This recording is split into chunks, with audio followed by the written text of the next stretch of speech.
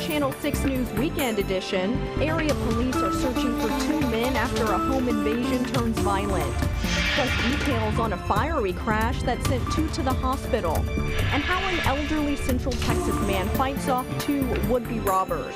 Channel 6 News Weekend Edition starts right now.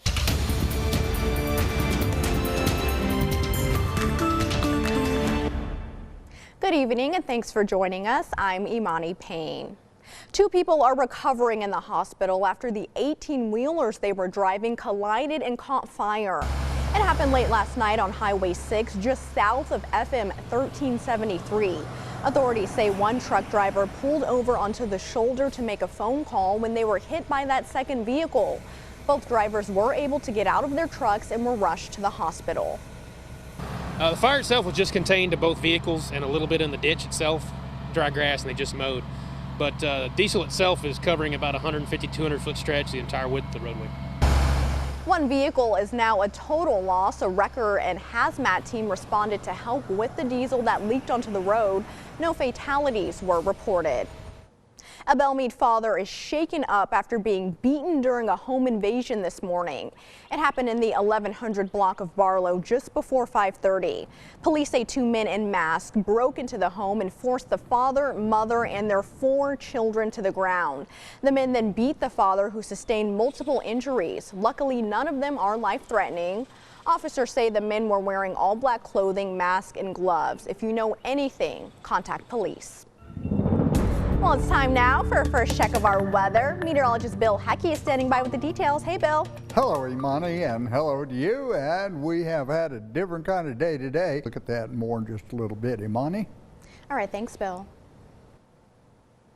Shocking video out of Travis County shows a man trying to trick an elderly homeowner into letting him inside so that he can rob him.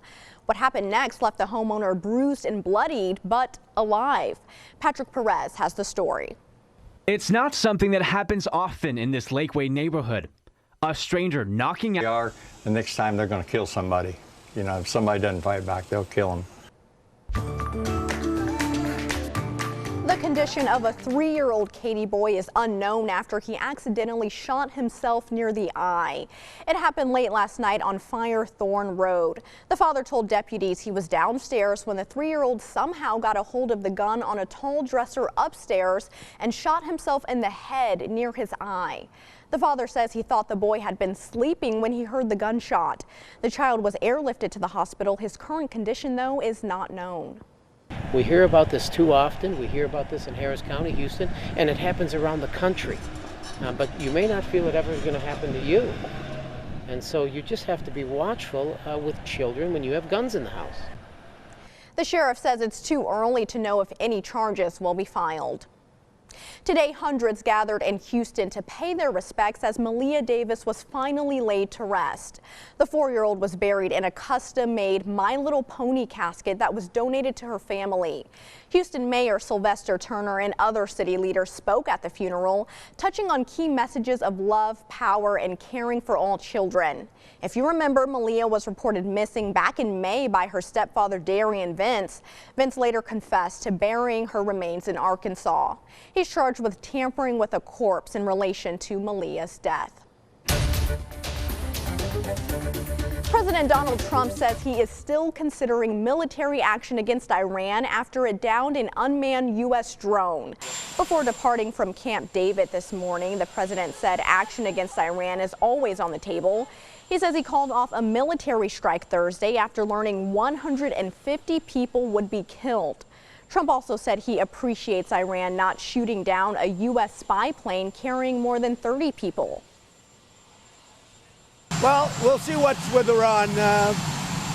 Everybody was saying I'm a warmonger, and now they say I'm a dove. And I think I'm neither. You want to know the truth. I'm a man with common sense, and that's what we need in this country is common sense. But I didn't like the idea of them knowingly shooting down an unmanned drone, and then we kill 150 people. I didn't like that. Sir, your national concern. He went on to say the U.S. would be imposing new sanctions on Iran, with some being implemented slowly and some more rapidly. The president also announcing today that he will delay deportation raids for 2 weeks. The raids were set to begin Sunday. In a tweet, Trump said at the request of Democrats, he has delayed the illegal immigration removal process. During the next 2 weeks, he says he will be seeking compromise with Democratic leaders on immigration issues, but added that if a compromise can't be reached, deportations will begin. Still to come, how the growth in our area can be seen in the local sports scene. Plus, we have an important food recall to tell you about. Stick with us.